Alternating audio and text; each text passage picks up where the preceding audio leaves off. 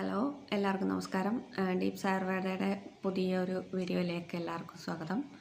അപ്പോൾ ഇതിൽ പറഞ്ഞതുപോലെ ഒരു തൈലം ഉണ്ടാക്കുമ്പോൾ എന്തൊക്കെ ശ്രദ്ധിക്കണം എന്നുള്ള കാര്യങ്ങളാണ് നമ്മൾ ഇന്ന് ഈ വീഡിയോയിൽ പറയാൻ ഉദ്ദേശിക്കുന്നത്. അപ്പോൾ ഒരുപാട് റൂൾസ് തൈലം ഉണ്ടാക്കുമ്പോൾ ഒരുപാട് റൂൾസ് ഫോളോ ചെയ്യണമെന്ന് പറയുന്നുണ്ട്. എന്നുവെച്ചാൽ നമ്മളാദ്യം കൽക്കം വേണം, സ്വരസം വേണം, ദ്രവദ്രവ്യം വേണം. കൽക്കം എന്ന് പറഞ്ഞു കഴിഞ്ഞാൽ നമ്മൾ തൈലം ഉണ്ടാക്കുമ്പോൾ കുറച്ച് മരുന്നുകൾ അരച്ചുരുട്ടിയെടുക്കുന്ന സംഭവം, അതാണ് കൽക്കം. നമ്മൾ മുമ്പത്തെ വീഡിയോയിൽ വാശാപുടഭാഗം ചെയ്തപ്പോൾ അതിൽ കൽക്കം ഉരുട്ടിയെടുക്കുന്ന ആ ഒരു മെത്തേഡ്, അതാണ് കൽക്കം കാണിച്ചിട്ടുണ്ട്. അപ്പോൾ അത് കണ്ടിട്ടില്ലെങ്കിൽ മുന്നത്തെ വീഡിയോയിൽ പോയി നോക്കുക. അതുപോലെ തന്നെ പിന്നെന്ത് വേണം? തൈലം വേണം. പിന്നെ ദ്രവദ്രവ്യം. തൈലം എന്ന് വെച്ചാൽ ഏതാണ് നിങ്ങളുടെ കയ്യിലുള്ള ഒന്നുകിൽ നിങ്ങൾ ഉണ്ടാക്കാൻ ഉദ്ദേശിക്കുന്നതിൽ ചിലപ്പോൾ എള്ളെണ്ണയാവാം, ചിലപ്പോൾ നമ്മളെ വെളിച്ചെണ്ണയാവാം, അല്ലെങ്കിൽ ചിലതിൽ നമ്മൾ ആവണക്കെണ്ണ യൂസ് ചെയ്യും. അതുപോലുള്ള ഏതെണ്ണയെന്ന് വെച്ചാൽ അതാണ് സ്നേഹം അല്ലെങ്കിൽ തൈലം നമ്മൾ ഉപയോഗിക്കുന്നത്. ദ്രവദ്രവ്യം എന്ന് പറഞ്ഞു കഴിഞ്ഞാൽ നമ്മൾ അതിൽ ഇടിച്ച് പിഴിഞ്ഞ് സ്വരസങ്ങൾ ചേർക്കുന്നതാവാം. ചില സമയത്ത് നമ്മൾക്ക് കഷായം തന്നെ ചേർക്കേണ്ടി വരും. അതൊക്കെ സ്വരസത്തിൻ്റെ കാറ്റഗറിയിൽ വരുന്നു. അപ്പോൾ നമ്മൾ ആദ്യമായിട്ട് തൈലം ഉണ്ടാക്കുന്നവർ ഇതിലൊരുപാട് റൂൾസ് പറഞ്ഞിട്ടുണ്ട്. അപ്പോൾ എല്ലാ റൂൾസും ഫോളോ ചെയ്ത് നമ്മൾ ആദ്യം തന്നെ തൈലം ഉണ്ടാക്കുകയാണെങ്കിൽ നമുക്ക് മൊത്തത്തിൽ കൺഫ്യൂഷൻ ആയിരിക്കും. അപ്പോൾ ആദ്യം തന്നെ തൈലം ഉണ്ടാക്കുന്നവർ ഈ ഒറ്റൊരു റേഷ്യോ മാത്രം ഓർമ്മിച്ച് വയ്ക്കുക. 1:4:16 എന്ന് പറയുന്ന ഒറ്റൊരു റേഷ്യോ മാത്രം നിങ്ങൾ ഓർമ്മിച്ചാൽ മതി. ഈ 1ൻ്റെ താഴെയാണ് 1 ആണ് എന്ത് നമ്മൾ എടുക്കേണ്ട കൽക്കം എത്രയാണോ അതാണ് ഈ 1 എന്ന് പറയുന്നത്. 1:4:16. ഈ 4 എന്താണ്? നമ്മൾ ഉപയോഗിക്കുന്ന തൈലം.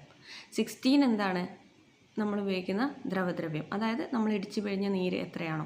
അപ്പോൾ 1:4:16 ഈ 4 നമ്മൾ ആദ്യം എടുക്കുക.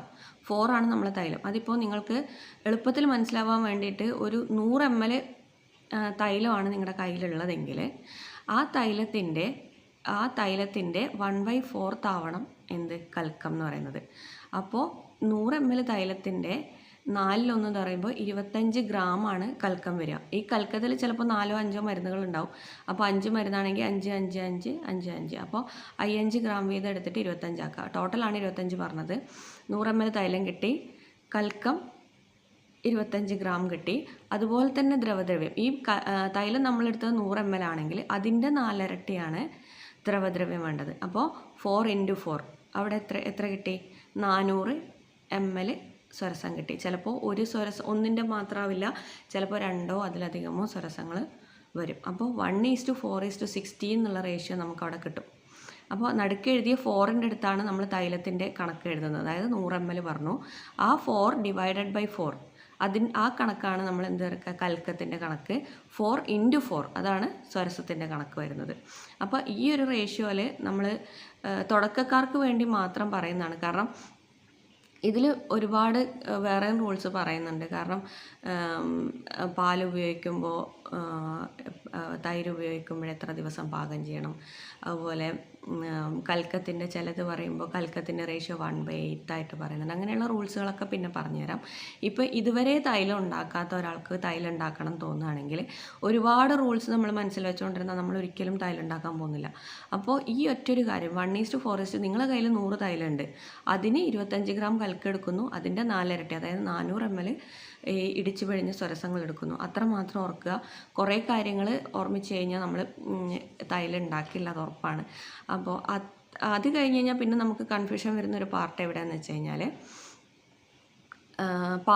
പാകം എടുക്കുന്ന സമയത്താണ് നമുക്ക് അടുത്തൊരു കൺഫ്യൂഷൻ വന്നത്. അവിടെ നമ്മൾ 4 കാര്യങ്ങൾ പഠിക്കുന്നുണ്ട്. ഒന്ന് വർത്തിവത് സ്നേഹകൽക്ക. വർത്തിവത് എന്ന് വെച്ചാൽ വർത്തിവത് സ്നേഹകൽക്ക യദങ്കുല്യ വിമർദ്ദിത. വർത്തിവത് എന്ന് വെച്ചാൽ നമ്മൾ ഈ കൽക്കത്തിനെ എടുത്ത് നമ്മൾ കയ്യിൽ വെച്ച് ഇതുപോലെ ഇങ്ങനെ ഉരുട്ടി നോക്കുകയാണെങ്കിൽ വർത്തിവത് സ്നേഹകൽക്ക സ്യാത് എന്ന് വെച്ചാൽ വർത്തി പോലെ വരണം എന്ന് വെച്ചാൽ അതാണ് അവിടെ പാകം കിട്ടുന്നത്. നമുക്ക് അവിടെയാണ് അടുത്ത കൺഫ്യൂഷൻ വരുന്ന സാധ്യത. ഇത് ഒന്നാമത് നമ്മൾ ഫസ്റ്റ് വരുന്ന റേഷ്യോയിലുള്ള കൺഫ്യൂഷൻ. അത് കഴിഞ്ഞ് കഴിഞ്ഞാൽ പിന്നെ നമ്മൾ ഈ തൈലം ഉണ്ടാക്കാൻ ഉദ്ദേശിക്കുമ്പോൾ നമ്മൾ ഈ പാകം തെറ്റിപ്പോകുന്നുള്ളതാണ് എല്ലാവരുടെയും പേടി. അപ്പോൾ ഈ പാകം നോക്കുമ്പോൾ ഈ ഉരുട്ടി നോക്കുമ്പോൾ വർത്തി പോലെ കിട്ടുക. പിന്നെന്താ? ഫേനോദ്ഗമം തൈലം ഫേനശാന്തി സർപ്പിഷു. ഫേനോദ്ഗമം തൈലാണെങ്കിൽ പത ഇങ്ങനെ പൊന്തി പൊന്തി വരും.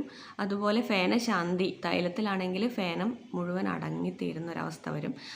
അത് ഏകദേശം നിങ്ങൾക്ക് കിട്ടണമെങ്കിൽ പാകമാവാറായി എന്ന് നിങ്ങൾ തിരിച്ചറിയണം. അതുപോലെ ഗന്ധവർണ്ണ രസോത്പത്തി, നമ്മൾ ഗന്ധവർണ്ണം പറയുമ്പോൾ ഓരോ തൈലത്തിനും ഇപ്പോൾ മുറിവെണ്ണം മണപ്പിച്ച് നോക്കിയാൽ നിങ്ങൾക്ക് മനസ്സിലാവും, അതിനൊരു പ്രത്യേക സ്മെല്ലുണ്ട്.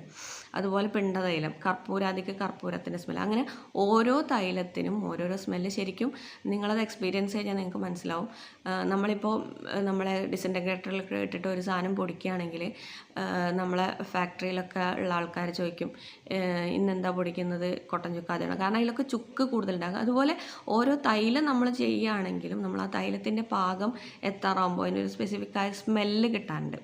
അപ്പോൾ ആ സ്മെല്ല് മനസ്സിലാക്കിയാലും ഇത്രയും കാര്യങ്ങളാണ്. ഇപ്പോൾ ഒന്നും നിങ്ങൾക്ക് മനസ്സിലാകുന്നില്ല എന്നുള്ളൊരവസ്ഥ ഉണ്ടെങ്കിൽ അവസാനമായിട്ടൊരു കാര്യം ചെയ്യുക. എന്താണ്, കുറച്ച് തൈലെടുക്കുക, ഒരു തുളസിയുടെ ഇലയോ എന്തെങ്കിലും എടുത്തിട്ട് ഗ്യാസിൽ ഒന്ന് കാണിച്ച് വെക്കുക. നമ്മളിപ്പോൾ വെളിച്ചെണ്ണ നമ്മളടുപ്പത്ത് എന്തെങ്കിലും കറിയിലോ മറ്റേ വറുത്തിടാൻ വേണ്ടി വെളിച്ചെണ്ണ വെച്ച് അതിലേക്ക് ഒത്തിരി വെള്ളം വീണ് കഴിഞ്ഞാൽ അതിലിങ്ങനെ പൊട്ടുന്നൊരു ശബ്ദം ഉണ്ടാവും. അതുപോലെ തന്നെ ഈ തൈലം മുഴുവനായും പാകമായി നമുക്ക് കിട്ടിയില്ല എങ്കിൽ അതിൽ വെള്ളത്തിൻ്റെ ഇങ്ങനെ പൊട്ടുന്ന ആ ഒരു ശബ്ദം നിങ്ങൾക്ക് കേൾക്കാൻ പറ്റും. അപ്പോൾ പിന്നെ ബാക്കി റൂൾസ് എന്തൊക്കെയാണ് നിങ്ങൾ പാലിക്കേണ്ടതെന്നുള്ളത് ഞാൻ അടുത്ത വീഡിയോയിൽ പറഞ്ഞു തരാം. ഇതുവരെ തൈലം ഉണ്ടാക്കാത്ത ഒരാൾക്ക് വേണ്ടിയിട്ടുള്ള കാര്യങ്ങളാണ് ഞാൻ പറഞ്ഞത്. അപ്പം നമ്മളിപ്പോൾ ഫാക്ടറിയിൽ ഇത് അല്ലാതെ നമ്മൾ വേറെ എന്തെങ്കിലും ഒരു തലത്തിലാണ് നമ്മൾ ഇരിക്കുന്നുണ്ടെങ്കിൽ നമുക്ക് ഇത്രയും പഠിച്ചാൽ പോരാ, കുറച്ചും കൂടെ പഠിക്കാനുണ്ട്. അപ്പോൾ ഇത് നമ്മളിപ്പോൾ നമ്മുടെ വീട്ടിലുള്ള ആവശ്യത്തിന് ഒരു ഇത്തിരി മുറിവെണ്ണ ഉണ്ടാക്കാൻ, അല്ലെങ്കിൽ പിണ്ടതൈലം, കർപ്പൂരം, ഇതുപോലൊക്കെ നിങ്ങൾക്ക് ധൈര്യമായിട്ട് ഉണ്ടാക്കാൻ ഈ 1:4:16, കാരണം അത്രയും മതിയാവും. കാരണം വീടുകളിലൊക്കെ 1 ലിറ്റർ 2 ലിറ്റർ അത്രയൊക്കെ നമ്മുടെ സ്വന്തമായ ആവശ്യത്തിന് വേണ്ടിയിട്ട് നമ്മൾക്ക് ഉണ്ടാക്കാൻ, അല്ലെങ്കിൽ നമ്മുടെ ഒരു പേഷ്യൻറ്റിന് കൊടുക്കാൻ വേണ്ടിയിട്ട് നമ്മൾ മരുന്ന് ഉണ്ടാക്കുകയാണെങ്കിൽ ഇത്രയൊക്കെ മനസ്സിലാക്കിയാൽ മതിയാവും.